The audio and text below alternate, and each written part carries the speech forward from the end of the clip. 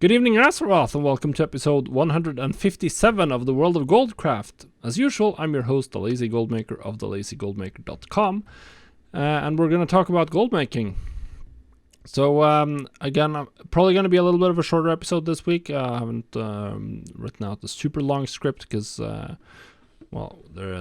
home life is still a wreck pretty much, but I will be talking a little bit about goldmaking. Of course, before we dive into the meat of things, the podcast is made available by my patrons that, amongst other things, can get access to my full TSM setup. So if you're interested in that, head over to patreon.com/thelazygoldmaker. Okay, so today I'm going to talk about something that I saw on the WoW Economy subreddit. So someone posted a shower thought, and that the knowledge of where items come from is essential to pricing, anticipating trends, flipping. And that includes the materials being used to craft with, even if you buy them off the auction house. And then he asked, what are your thoughts? What are some other good conceptual pillars to World of Warcraft gold making? Obviously, I love this because I love the conceptual side of gold making. One of my favorite things about gold making is thinking about it from a conceptual standpoint. So let's talk about that. I absolutely love this theme. Now, obviously, I agree. Knowing where an item comes from is incredibly important, and you can learn this from real life businesses. Knowing where your materials, your input comes from, how you can optimize that is obviously incredibly important. It's important to understand things like, is this current price actually cheap? Is this current price likely to remain at this level, or will it change? Will it go up? Is it likely to go up or down in the future? All those things are very, very important when you're buying materials or buying anything else on the auction house, whether it's flipping, whether it's crafting, or whatever. If you know where an item is from and how hard it is to get, or how much time you might need to farm it, if it's a one-off item, or how much you can get per hour, then you have a rough estimate of comparing that to other farming methods, how much you're getting per hour here. Generally speaking, most farming methods don't deviate too much from each other, because if they do, then farmers are going to swap over to whatever is most profitable. So if you can make 20% more by swapping to another gathering professions, maybe you don't bother. If you can make 3 times as much, then yeah, you're gonna bother. So generally that means that while there are differences in farming efficiency, they are generally long term, they don't tend to remain particularly large in WoW. Now, the next important thing is obviously the other direction. What are the items you sell used for? How are they used? Who are your buyers? Do the people who buy them, do they buy them in bulk? Are they buying only one? How many is someone willing or likely to buy at a time? When do they buy the items? What specifically are they using the item for? Are they buying it because they need it themselves? Are they buying it to use in crafting, something else? All of that stuff will help you figure out a lot of important things when actually selling your items. How many items should you post? When should you do cancel scans? Should you do cancel scans? Which crafting recipes should you look for? Tons of other questions related to this. I'm going to talk through some examples just to show you. So obviously, if you're playing TBC, then you're aware of the Alder and Scryer rep turn-ins, where you turn in Sunfury signets and marks of Sargeras and that kind of stuff. These are turned in. You can turn them in one by one, or you can turn them in a stack of 10. Most people are going to turn in stacks of 10 because it's just faster, way, way faster. So they're going to want them in stacks of 10. So if you're selling these, you should sell them in anything that can multiply by 10. You can sell them in stacks of 50. That's fine. People might want to pay more to save some time, and they're going to need more than one turn in anyway. But selling them in stacks of 10 or stacks that multiply by 10 is going to get you a higher price on average, because people are going to be willing to pay a little bit extra to save time by not having to click as much and all that jazz. So this is an absolutely an example of this. You know that people need this item in stacks of 10, so you can sell them in stacks of 10 and you can make some extra gold per item. Other things that are relevant. When are you going to focus your alchemy sales and retails? for instance. We know that on the reset days and just after that is when most guilds raid and when most people do most of their M+ runs. So the first day or two after the reset, that's when you get most of your alchemy sales.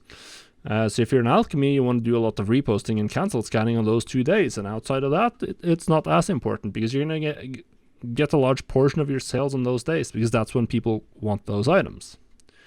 For materials, it's a little bit different. It's important to understand what they're using the item for specifically. And we're going to take a look at another example to illustrate this. We're going with TBC Vision Dust, an enchanting material from the classic age. Is used right now almost exclusively by people who are looking to power level enchanting. So someone who's buying this, they need it to level enchanting. So if the price is a little bit high, that might be okay. It might be that they wait for another day and the price to go down, but they might be willing to pay a premium. That's one side of it. Another side of this is the fact that they need a large quantity. They need 300-ish if you're following the leveling guide for enchanting, you're going to need about 300 Vision Dust. So they need to buy 300 Vision Dust. That's a lot of Vision Dust. That's going to chew through a good chunk of the auction house. That's going to mean that they buy out a lot. So if when you're going to post, there's like 100 cheap Vision Dust and then a large price gap, then you shouldn't undercut the cheapest ones. You should post above the 100 and at the higher price, because you're still going to get the sale, because you know that once someone needs Vision Dust, they need to buy out all those 100 and then they probably need to buy more. On the other side of this, you have the Arcane Dust, which is the max level enchanting dust. By far the largest volume of this is bought by max level crafters, large scale crafters who are looking to sell stuff for a profit. Of course, you can't really craft directly with enchanting, but you need a lot of enchanting for tailoring with bolts of imbued netherweave and all that stuff. So to a large degree, this is bought by players who are looking to turn a profit with the material. That means there's a limit to how much the price can go up. If it's 10-20% higher than average, then I'm not buying, tons of other people are not buying. That's going to drive the price down again. So there's a limit to how much you can get out of that. People don't really need to buy this. They're doing it specifically to make gold. Some people are going to need it. They're going to need it for one enchant. They're going to need 10. That's not going to drive the price up massively. So what does all this mean? It means that if you're trying to reset Vision Dust, that can work pretty well. That can work a lot better than trying to reset Arcane Dust, because for Arcane Dust, it's going to be really hard to get the sales at the higher price that you've reset the market to. Whereas with the Vision Dust, you might actually get some of those sales at the higher price that you reset the market to. Yeah. Now, I scrolled.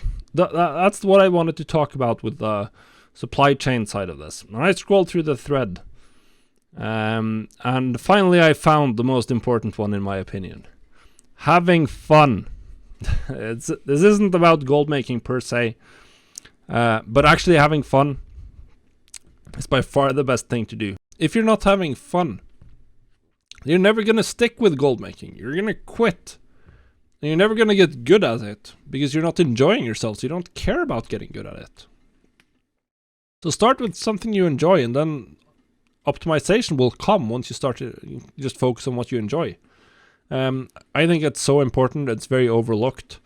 If you can make 10,000 gold per hour, but you hate your life, and you can only be bothered doing that once every 2 weeks, or you can make half of that, but you can do that every day, then obviously the second version is way, way better. Because that's what you're actually doing. You're actually making gold. And you're actually enjoying yourself.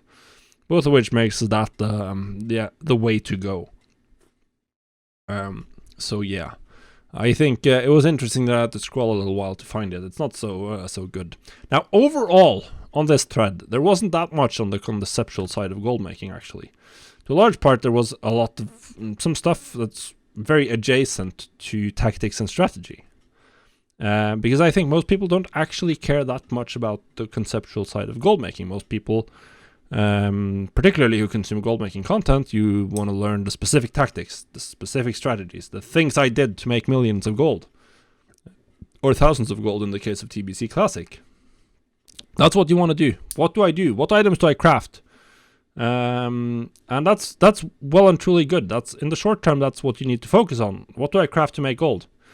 What are the good markets? What are the good recipes to go for? And all that stuff. But if you only focus on trying to learn that from other people and not learning or understanding the concepts behind why is something profitable, why does something work, why did the Lazy Goldmaker focus on farming consortium rep at the beginning of TBC Classic?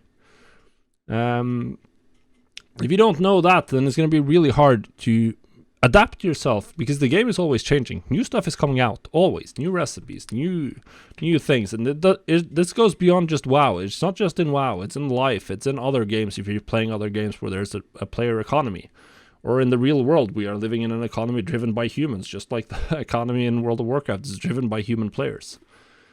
If you can understand why something might be profitable to sell, it's going to be very, very useful to you. Now, I put a lot of thought into the conceptual side of gold making. Why is something good? I've written a lot of about this in the past, and what's a good strategy from a conceptual side. So if you haven't read that, there's a huge backlog of posts on my website.